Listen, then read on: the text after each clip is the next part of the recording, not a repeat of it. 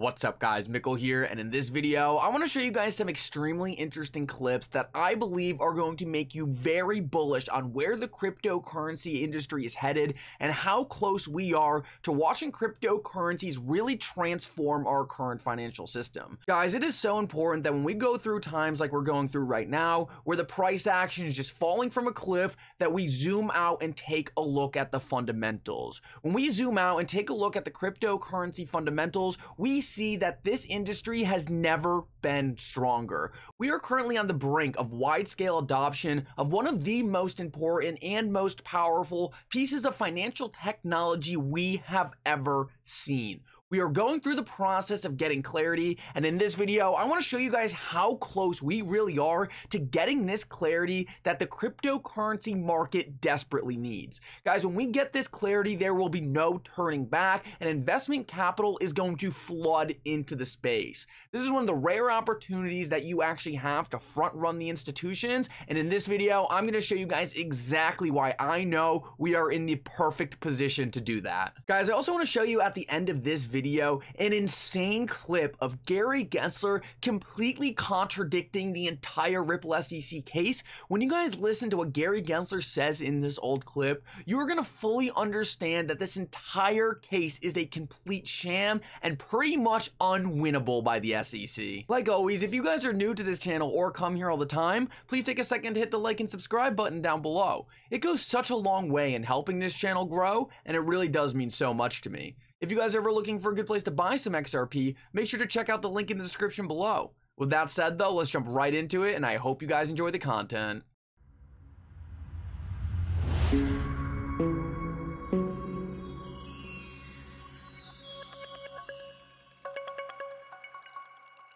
So guys, I want to start this video out by showing you this clip that's not necessarily cryptocurrency related, but it's so important to understand because one of the most valuable things about cryptocurrency is the ability to opt out of our traditional financial system.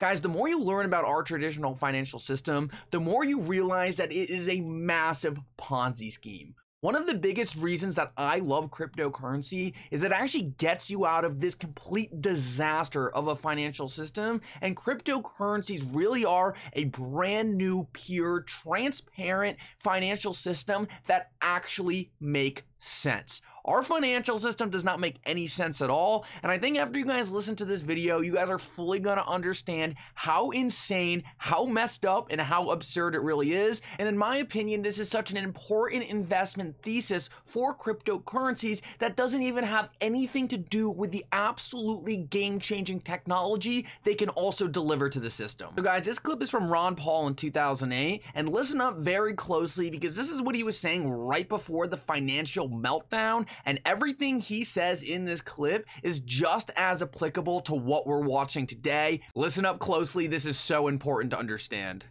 I think this is not a consequence of free markets. What's happening is a transfer of wealth from the poor and the middle class to the wealthy. This comes about because of a monetary system that we have. When you inflate a currency or destroy a currency, the middle class gets wiped out. So the people who get to use the money first, which is created by the Federal Reserve System, benefit. So the money gravitates to the banks and to Wall Street. So that's why you have more billionaires than ever before. Today, this country is in the middle of a recession for a lot of people. Michigan knows about it. Poor people know about it. The middle class knows about it. Wall Street doesn't know about it. Washington, D.C. doesn't know about it, but it's because of the monetary system and the excessive spending. As long as we live beyond our means, we are destined to live beneath our means, and we have lived beyond our means because we are financing a foreign policy that is so extravagant and beyond what we can control, as well as the spending here at home, and we're depending on the creation of money out of thin air, which is nothing more than debasement of the currency. It's counterfeit, and it is a natural, predictable consequence that you're going to have people benefit from it and other people suffer. So if you want a healthy economy, you have to study monetary theory and figure out why it is that we're suffering, and everybody doesn't suffer equally or this wouldn't be so bad. It's always the poor people, those on retired incomes, that suffer the most. But the politicians and those who get to use the money first, like the military-industrial complex, They make a lot of money. Guys, we are currently living in a financial system run by people who have zero respect for the integrity of that very financial system. They print money out of thin air just to help stimulate the things that they want, help stimulate their own desires, all while completely destroying the underlying integrity of the very system. Cryptocurrencies offer a way to opt out of that, to get out of this mess that was created by our government by simply removing these people from the equation. This is such an important thing to understand, but one of the things we have lacked for this cryptocurrency financial system to really take over are regulations to allow the big boys to get in. I think it's really important to point out that this broken financial system we are living in is just as bad for the big banks, the big institutions, and the industry players who are also working within it. It's not only bad for us, and that's why even though these big banks and these big institutions are slow to adopt these technologies, they really are incentivized to, because they are dealing with the same broken system that we are. But in order for these big organizations to get involved with this completely disruptive technology, there needs to be clear rules to the road. They need regulation, and that's why what we are seeing right now with the push to create new rules for cryptocurrencies is so critical to their adoption. I want to show you guys this clip that Crypto Eerie put out today, and what it is a 2-minute cut up of the different senators and different congressmen who went to consensus, and this essentially is a compilation of all the most important things they were saying. Guys, what you guys are going to realize after watching this is that we are very close to getting the regulations that the cryptocurrency industry needs, and it is such a good sign to hear the things that these people are saying, because it shows that they actually get it and they are not going to do anything to harm this industry. Listen up, this was an awesome sign. So we've got this problem that we have no framework and stop the turf battles that are going on. Let's be honest. What I disagree strongly with Gary Gensler on is his position that, with the possible exception of Bitcoin, everything's a security. Well, just think of the chilling effect that has. A developer goes to bed at night not knowing whether there's going to be a knock at the door in the morning. Grateful for the comprehensive work that my colleagues have done. My approach has been to take this kind of sequentially. And so I thought we'd try to bite off a piece that I think is really urgent, which is stablecoins. We have people that are tweeting about horrible, stupid ideas in Washington that will never work, and saying on crypto Twitter, they're really good. You're like, what are you doing? Just because somebody files a bill in Washington about crypto doesn't mean it's good. We have securities law, we have commodities law. This thing doesn't fit neatly into either. And what Satoshi brought to this world is new and distinct from what it was before. And with the weirdness of digital assets, it's not a libertarian thing, and it's not a progressive thing. It's not left or right, and it really complicates the politics in DC, which means we can get something done. And where we began is exactly what Pat said. We have to begin with a stable coin question. We are close, and by close I mean this summer you'll see a bipartisan bill out of the House Financial Services Committee on asset-backed stablecoins. So the normal course of legislating is years and years and years of work. Because if we wait in the Senate for every one of those 4 committees to take their time on the piece of our legislation, it could be a decade. It might not happen anytime in the next few years. Your committee might be ready to go, but the other 3, who knows? So for the people in this room, you can help determine how quickly this takes.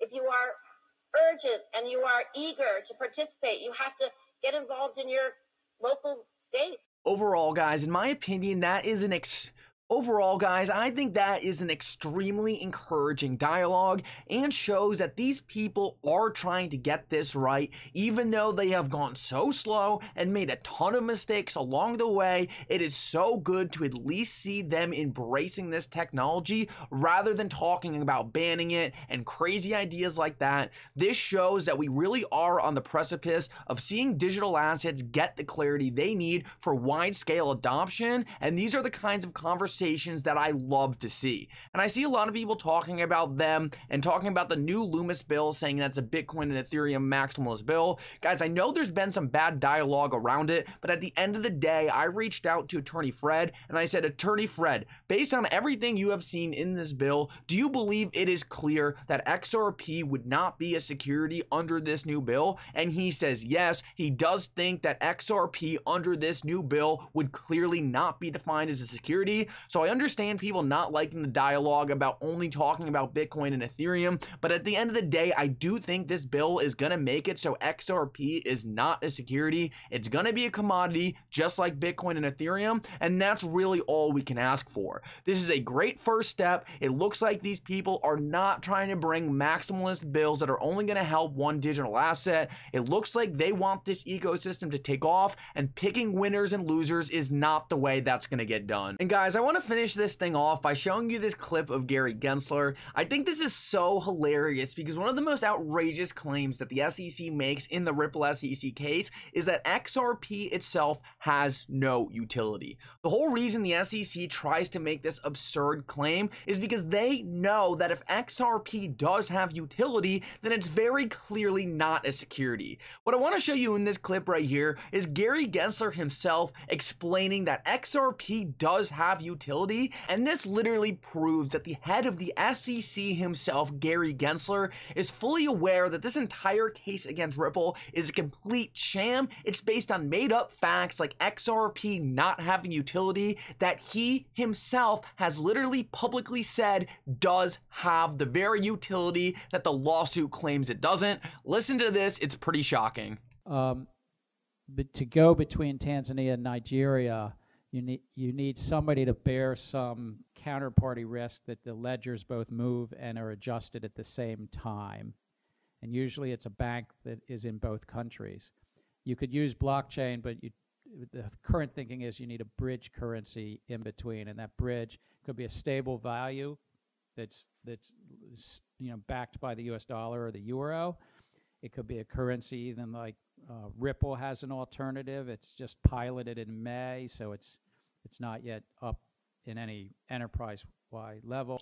So right there, Gary Gensler directly calls XRP a currency. He also explains the exact utility that XRP has as a bridge currency. Guys, part of the SEC's case against Ripple is on the claim that XRP has no utility. Gary Gensler right here is explaining that utility. It really shows that the SEC had no law on their side to bring this case. It shows they're not on the right side of the facts, and I think they're going to go down on the wrong side of history as well. Guys, thank you so much for coming. Make sure to like and subscribe. It really does help so much. I hope everyone had a great weekend, and for now, Mickle out.